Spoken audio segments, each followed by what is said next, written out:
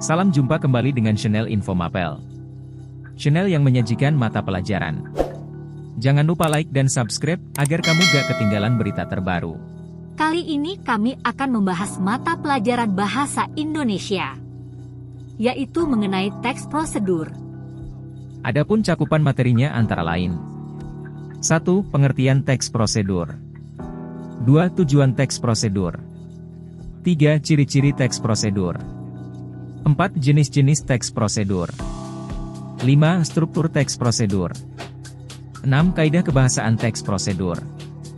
Baiklah, kita mulai dari yang pertama, yaitu pengertian teks prosedur. Apakah Anda pernah mendengarnya atau bahkan pernah menuliskan teks prosedur tata cara atau kegiatan? Perhatikan gambar berikut ini. 1. Mengambil uang dari ATM. 2. Mengoperasikan komputer. 3. Membuat masakan. 4. Membuat patung. Kegiatan itu semua memiliki prosedur yang dapat berbentuk teks prosedur. Dalam kehidupan sehari-hari, teks prosedur biasa kita jumpai dalam produk-produk seperti makanan, kosmetik, elektronik, dan lain sebagainya. Teks prosedur ini berupa instruksi atau petunjuk penggunaan barang atau melakukan sesuatu. Contoh ketika membeli sebuah smartphone baru, biasanya di dalamnya disertakan buku petunjuk penggunaan. Nah, buku petunjuk inilah yang berisi panduan dalam menggunakan smartphone tersebut. Atau ketika Anda membeli mie instan di warung, biasanya di bagian belakang bungkus mie instan terdapat petunjuk untuk memasaknya. Itu semua merupakan bagian dari teks prosedur. Dikutip dari Modul Bahasa Indonesia, Kemendikbud, pengertian teks prosedur adalah teks yang berisi langkah-langkah dalam melakukan suatu kegiatan atau tindakan. Teks prosedur berisi tujuan, langkah-langkah dan interpretasi, simpulan, akan suatu kegiatan atau tindakan tersebut.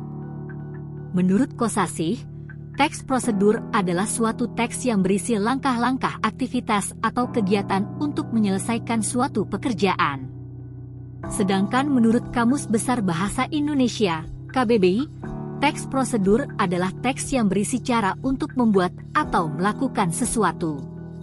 Teks ini terdiri dari tahapan-tahapan serta memiliki struktur kalimat imperatif berupa perintah. Berdasar ketiga kutipan tersebut dapat disimpulkan bahwa teks prosedur adalah teks yang berisi langkah-langkah dalam melakukan suatu kegiatan atau aktivitas yang terdiri atas tahapan-tahapan serta memiliki struktur kalimat imperatif berupa perintah. Dalam kehidupan sehari-hari, teks prosedur ini dibutuhkan sebagai panduan atau pedoman dalam melakukan atau menjalankan sesuatu. Hal ini karena ada banyak hal yang tidak diketahui atau belum familiar bagi orang-orang, sehingga membutuhkan panduan atau petunjuk dalam menjalankannya. Tujuan teks prosedur dibuat adalah untuk memberikan petunjuk bagi pembacanya tentang langkah-langkah secara urut atau sistematis dalam aktivitas atau menyelesaikan sesuatu.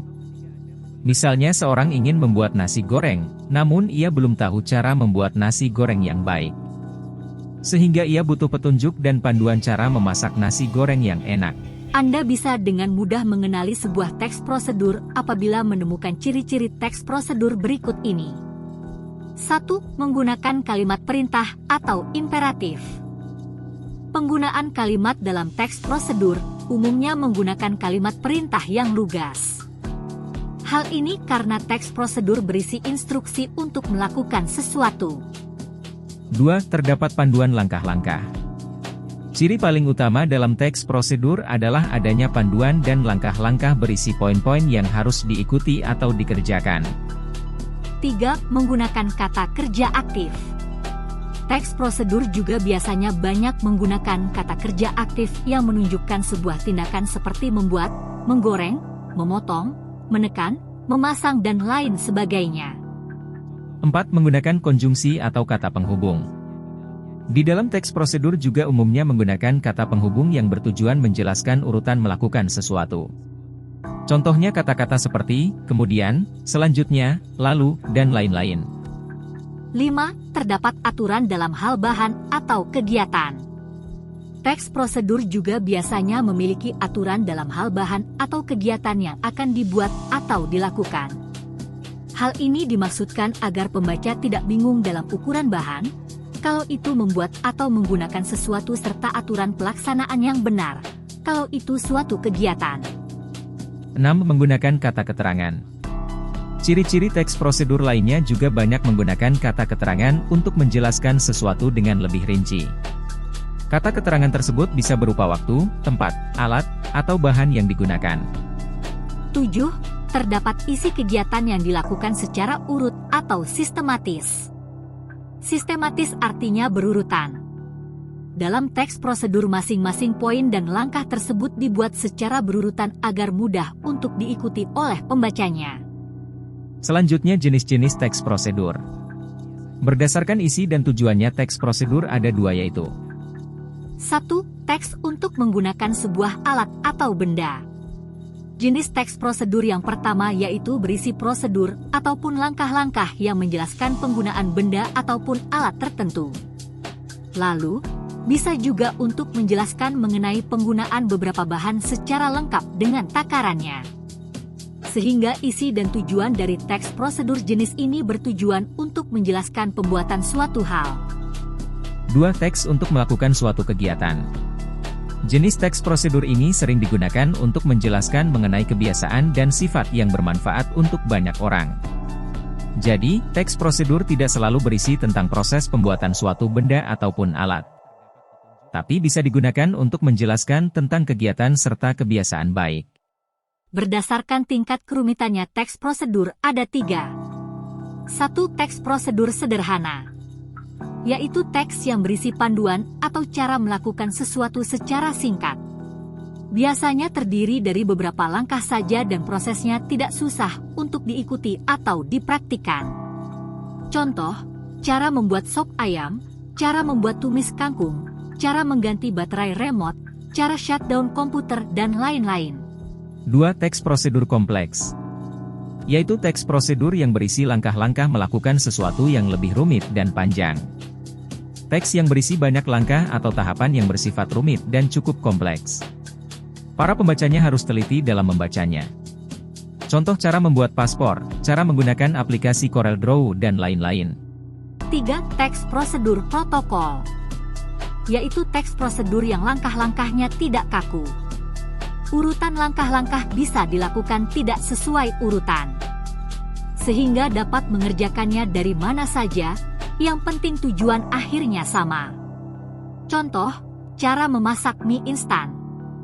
Anda bisa mengubah urutan memasak mie instan seperti merebus mie atau menuang bumbu terlebih dahulu, tak jadi masalah, namun hasilnya tetap sama. Selanjutnya struktur teks prosedur. Agar bisa membuat dan menyusun teks prosedur yang baik dan benar, terlebih dahulu Anda perlu mengetahui struktur dalam teks prosedur. Terdapat 4 bagian struktur dalam teks prosedur, yaitu 1. Judul, yaitu nama kegiatan yang akan dilakukan. Contoh, cara membuat nasi goreng, langkah mitigasi risiko bencana banjir, atau tutorial membuat kolam ikan. 2. Tujuan. Setelah judul, biasanya dibuat bagian pengantar umum yang berisi tujuan atau penanda atas apa yang akan dilakukan. Tujuan harus menyebutkan apa hasil akhir yang akan didapatkan dari panduan prosedur ini. 3. Material, berupa alat, bahan atau cara. Bagian ini bisa ada, bisa juga tidak ada tergantung dari konteks teks prosedur yang dimaksud. Contoh dalam panduan memasak atau membuat kue biasanya bagian materi berisi alat dan bahan yang akan digunakan. Namun dalam hal cara menjalankan aplikasi gambar, bagian ini biasanya tidak ada. 4. Langkah-langkah adalah bagian paling utama dalam teks prosedur. Bagian ini berupa tahapan, urutan secara kronologis ataupun panduan yang disusun secara runut. Bagian langkah-langkah ini biasanya dibuat dalam bentuk poin-poin atau penomoran. Selain itu, bisa juga menggunakan kata penghubung, konjungsi, seperti selanjutnya, lalu atau berikutnya. 5. Penutup atau kesimpulan. Bagian ini bisa ada bisa tidak. Pada bagian ini biasanya digunakan untuk menyimpulkan tujuan akhir dari langkah-langkah prosedur di atas. Di bagian ini juga kerap ditambahkan kata-kata yang sifatnya memotivasi orang. Contoh, nah, cukup mudah bukan? Selamat mencoba, atau kue nikmat ini siap dinikmati. Selanjutnya, kaidah kebahasaan teks prosedur. Untuk menyusun sebuah teks prosedur, diperlukan kaidah kebahasaan yang tepat agar sesuai dengan fungsinya. Berikut adalah kaidah kebahasaan yang umum digunakan dalam penulisan teks jenis prosedur. Pertama, kalimat. Pada teks prosedur, kalimat yang digunakan dikategorikan dalam 3 bagian, yaitu 1. Kalimat imperatif, yaitu kalimat yang mengandung perintah. Kalimat imperatif ditandai dengan adanya hal yang harus dikerjakan merujuk pada perintah dalam kalimat ungkapan atau pernyataan. 2. Kalimat deklaratif. Kalimat ini dikenal sebagai kalimat yang sifatnya lebih memberikan informasi dan sering juga disebut sebagai kalimat pernyataan. 3. Kalimat interrogatif. Kalimat ini digunakan untuk mencari informasi dengan memberi pertanyaan. Yang kedua, konjungsi. Konjungsi atau kata penghubung. Dalam teks prosedur, konjungsi terdiri dari 2 yaitu 1. Konjungsi persyaratan, yaitu kata penghubung yang menyatakan syarat. Contoh, jika, bila, andai, kalau, asalkan. 2. Konjungsi temporal, yaitu kata penghubung yang menandai urutan waktu. Contoh katanya, lalu, kemudian, selanjutnya, setelahnya dan lain-lain. Yang ketiga, numeralia. Ada 2 jenis numeralia dalam teks prosedur. 1. Numeralia urutan adalah kata yang bisa menjadi kata pengganti konjungsi temporal. Contohnya, pertama, kedua, ketiga, dan seterusnya. 2. Numeralia kuantitas adalah kata yang berfungsi sebagai petunjuk jumlah atau durasi dalam teks prosedur. Contohnya, masukkan 2 butir telur, diamkan selama 1 jam di dalam kulkas, dan sejenisnya. Yang keempat, pronomina. Pronomina atau kata ganti, digunakan untuk menggantikan orang atau benda. Berdasarkan fungsinya yang menggantikan orang atau benda, pronomina dibagi menjadi 2 macam. 1. Pronomina penunjuk, yaitu kata ganti untuk menggantikan benda. Contoh, ini, itu, tersebut. 2. Pronomina persona, yaitu kata ganti untuk menggantikan orang tunggal. Contoh, Anda, saya, kamu. Sedangkan untuk orang jamak, contohnya kita, kalian. Yang kelima, verba atau kata kerja. Verba dalam teks prosedur terbagi menjadi 2 macam, yakni 1. Verba material, yaitu kata kerja berimbuhan yang mengacu pada sebuah tindakan atau perbuatan yang dilakukan secara fisik. Contohnya mengupas, mengiris, memaku, dan lain-lain. 2. Verba tingkah laku, yaitu kata kerja yang ditunjukkan lewat ungkapan. Verba ini juga dipahami sebagai kata kerja yang tidak tampak aktivitasnya. Contohnya menyukai, berpikir, dan menyetujui. Agar teks prosedur dapat dipahami dengan baik, perhatikan contoh teks prosedur berikut.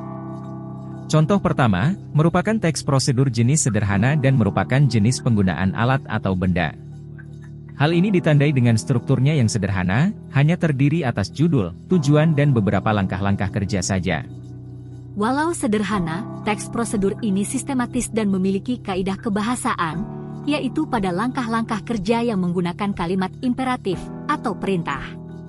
Selain itu, numeralia atau kata bilangan juga digunakan dalam urutan kerja, serta penggunaan pronomina atau kata ganti orang juga digunakan pada kata Anda.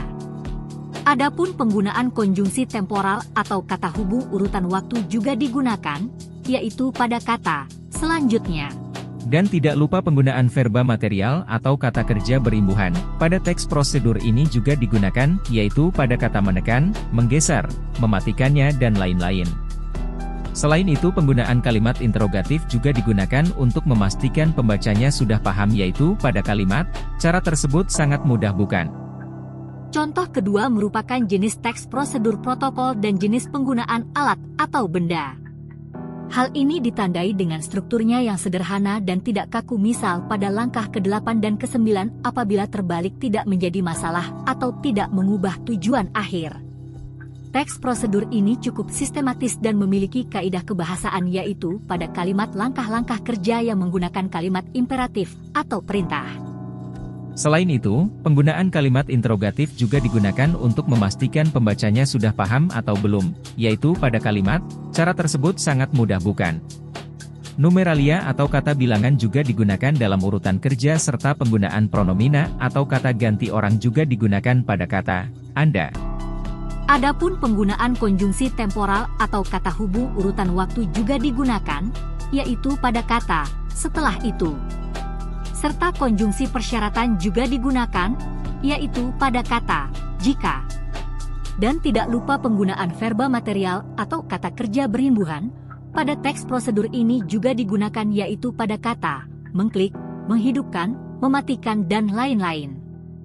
Contoh ketiga, merupakan teks prosedur jenis kompleks dan merupakan jenis teks untuk melakukan kegiatan, yaitu cara membuat SIM-C. Hal ini ditandai dengan strukturnya yang panjang dan rumit. Teks prosedur ini detail dan sistematis, serta juga memiliki kaidah kebahasaan yang lengkap, yaitu pada kalimat langkah-langkah kerja yang menggunakan kalimat imperatif atau perintah dan kalimat deklaratif. Selain itu, penggunaan konjungsi, pronomina, verba juga melengkapi teks prosedur kompleks tersebut. Semoga bermanfaat. Sekian dan terima kasih.